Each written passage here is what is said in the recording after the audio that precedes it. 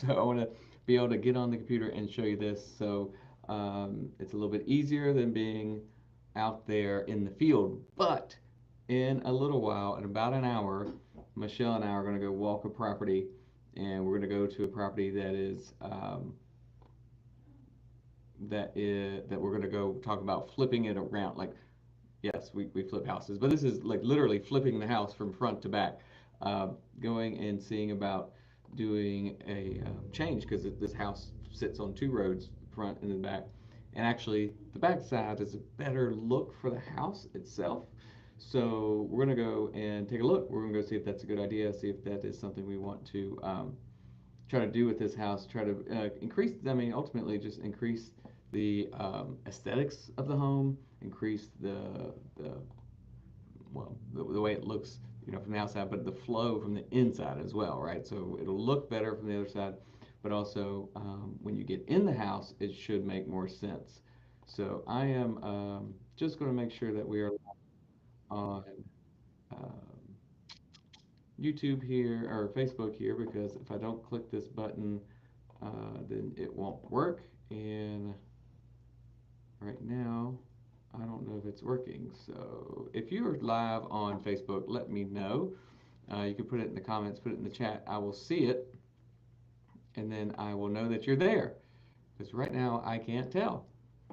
So let's see. Let me just double check this. Nope, that's not it.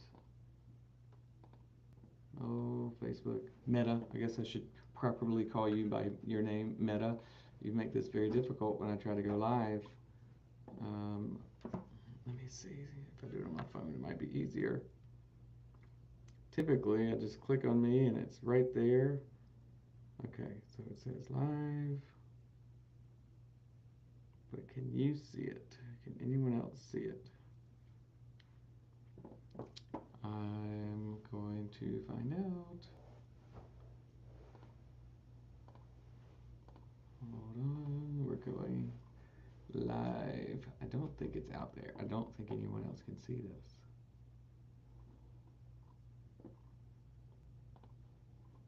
Because it's not showing up on here. Okay, okay, now I can manage it. Where it's been hiding. Okay, here we go. And now everyone can see it. Okay, now we're live. Sorry for the delay. All right, let's get started. Okay, so we are going live. We're talking, last week we talked about finding flip properties. What are we looking for? Big picture, how do we start looking? What areas, what type of properties, what makes good for properties for good for resale? Okay, so we're leading up to our find and fix boot camp, which is our workshop that is April 25th. So, and it's in Columbia. Everybody's welcome. Y'all just send me a message. I don't think you can sign up yet. Maybe you can. Go to meetup.com uh, and look for us at REI Deal Finders. You could also find us on our website, dealfindersclub.com/events. I can put that in the chat for you, and that way you can find us. You can come to that event. It's where we go through from the beginning. How do you find the deals, fund the deals, flip the deals, and ultimately sell the deals for a profit, hopefully. Dealfindersclub.com/events. All right, that's in the chat for you. All right, so let's jump into it again. We're going to be live on site at a property in about an hour. If you want to join us, come back to Facebook and watch us live. All right, so what do you need when you're looking to get funded for a flip property? Now, this comes from the need for most people to get some funding to help them do the deals. Yes, you can do this without needing funding. You can have your own cash, your own money, your own retirement account, business lines of credit, credit cards, whatever. But if you need funding and you want to use funding and you want to get to do more deals because you have funding available, then you're going to need to put some things in place and you're going to need to have some documents and some paperwork, and you're going to have a plan. You have to have all that stuff together. So let's go through that. We actually have a pretty cool little checklist. It doesn't have everything, but it helps you get started. And that's what I want to go through today is the checklist and why do we put these things together. Another website for you to check out would be dealfindersclub.com/links. We have some links there to help you get some of these tools and resources, and then /funding. So all that is under the resources tab. But I just went through this with one of our new deal partners who's getting set up with a new lender. So that lender had these questions again. So it was really great to do that this week to refresh my memory of the stuff of starting new, going and starting with a new lender, because we've been doing this for a while, so we haven't had to fill out this paperwork in a while. But um, let me just go through it with you. Let me share my screen, and then I'm going to share this document that we have here. This is just a checklist. And if you want the checklist, give me a message, send me a message through Facebook or Instagram, YouTube, wherever you're at. And you can, if you send me a message, just give me your email so I can email this to you.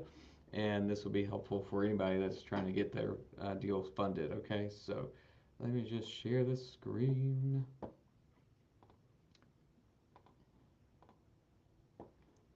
All right, you should see that. And what this is just our Deal Finders Hard Money checklist, all right? Again, it doesn't have everything for you, but it is a great place to get started. And a lot of your lenders will have a checklist similar to this.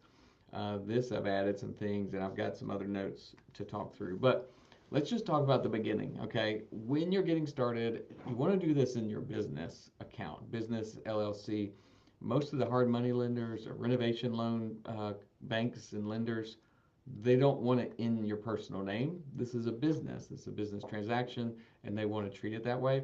There's lots of reasons for that. We don't really need to get into that, but it's better for the lender if they're working with a business versus a person when it comes time for, like, if you don't pay and foreclosure comes. Okay, so you want to have things ready for them. Your LLC documents, right? Your EIN from the IRS, very, very important. You got to have that for the bank account anyway. You're going to need your bank account. You're going to need your, voided check at some point. Driver's license, of course. The personal financial statement. Not all banks are going to ask this, but if they do that, then they probably don't. They probably won't ask for your bank statements. They may ask for 3 bank statements instead of a full-on personal financial statement. So again, depending on the lender. But these it's great to have. One of the best things for you to do is go ahead and have this stuff. If you take this checklist and put it together, have it in old days we'd print it out and put it in a 3-ring binder and like hand it to the banker. You're not doing that today, but if you do have them in orderly fashion, saved as a PDF and like a what's that? I can't think of any document sharing file, whatever, G Drive or something, right, where you can just share the whole folder with them. It looks really good for your lender. Okay, so then we're going to jump into property info. This seems like duh, but it's amazing how many people go to a lender and they don't have this, or they don't have a deal yet, and it's really hard to work with the lender unless you have this information ready to go for them. So address, purchase contract. They're not going to give you rates and terms and anything that's real concrete until you actually have the contract and all this info. They might give you like a pre-approval letter, y'all, and I know that sometimes it feels great when buyers, or sellers see a pre-approval, makes them feel warm and cozy. But guys, that it really doesn't mean much. Okay, so if you haven't given them the contract, your EIN, your bank statement, stuff like that, then everything is still up in the air. Okay, so purchase contract, assignment, if you have one, make sure you have both. Any of the listing info is helpful. Photos, always good to have photos, or a property walk, or an appraisal, or a property inspection that you could share, because they want to know, like, what is it today. They want to know what they're looking at. All right. And then your after repair value. Where's the property going to be when I'm done with it, right? You're going to lend on it today, but these lenders and bankers are expecting you to make it better. And they want to know how good it's going to be at the end, because ultimately they want their money secured there at the end, still just as safe as it is secured today in the beginning. All right, so you can do that with ask your agent, or you could go into like dealfinderdata.com and print out a CMA, like a comparative analysis. You can do that. An agent can do that. PropStream VIP can do that. A lot of places can do that. Uh, the scope of work. So 2 or 3 weeks ago, we did a live walkthrough at a property where we were building our scope of work. That is something you've got to have ready, because how can you have to have your scope of work so that you can have your budget, so that you can have, your ARV and your all-in cost, and you know that there's profit at the end. So don't go to the lender and the banker unless you know what you're working with. Okay, so scope of work, your budget, your ARV, that kind of stuff. All right, of course, price, down payment amount, requested loan amount, all this comes from your budget. You got to have that put together. Uh, and then this is a big one, summary of past experience. So even as deal partners, and we're working with our partners, they may not have the experience, so we got to use our experience to help get the deals done with the lender. So that was one thing I had to turn in, and so it's, could be pages and pages long. Typically, they want to see what you've done in the last 3 years, and they only need about 10. If you've done 10 in the last 3 years, just keep that on a spreadsheet, and you can send it right over. Look, if you haven't done 10 in the last 3 years, your rates will not be as good, and you may not get the funding for it. They may say, sorry, we only work with people that have done that, or more experienced. So that's okay. You could look for another lender, or find a partner to work with. But you want to make sure you have that and have the details, have the numbers for them, so that they can see, oh, well, this, you're a good borrower because you have experience and you've sold some for profits. Um, your exit strategy, of course, is very, very important.